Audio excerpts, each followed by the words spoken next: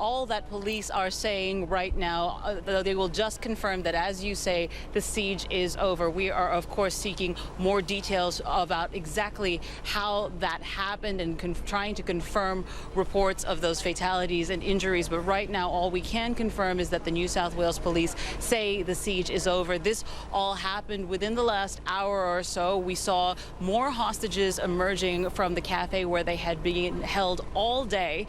And then after that, police stormed the cafe, and we heard from where I am standing loud gunshots ringing through the air here in Sydney. And that's when a number of ambulances started passing by where I am standing and a number of police cars, and the situation had been rapidly unfolding ever since then. As I say, still seeking to confirm details of how many people may have been injured or indeed killed. A lot of the issue had been all day we haven't been able to confirm exactly how many people were even in there. The police had not been saying how many people had been taken hostage.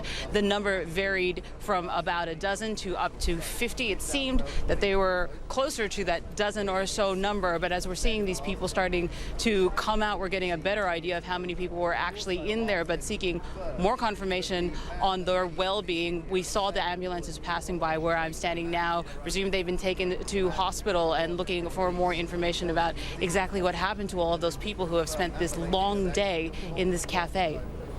Yeah, a terrifying scene playing out sort of very quickly as it did. We watched it unfold before our eyes, Kathy. We saw stretchers taking out the wounded, some people walking out of under their own power. What of the gunman? Any word on confirmation that he is dead or injured? Do we know anything further?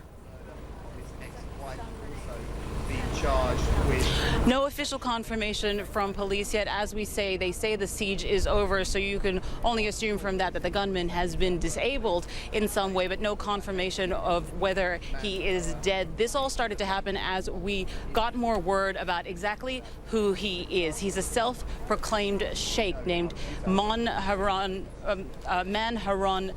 called himself Sheikh Haron, and he proclaims to offer spiritual healing and is well known to police here in Sydney. He faced charges dating back to 2007 of sending offensive letters to the families of soldiers who had been killed in Afghanistan, and more recently has been out on bail on a string of other charges of violent offenses, including being an accessory to the murder of his ex-wife and of sexual assault. So certainly someone that the police knows very well. They would be aware of what he is capable of, and this outcome would be exactly what they were hoping would not happen, as they were trying all day to negotiate with this man.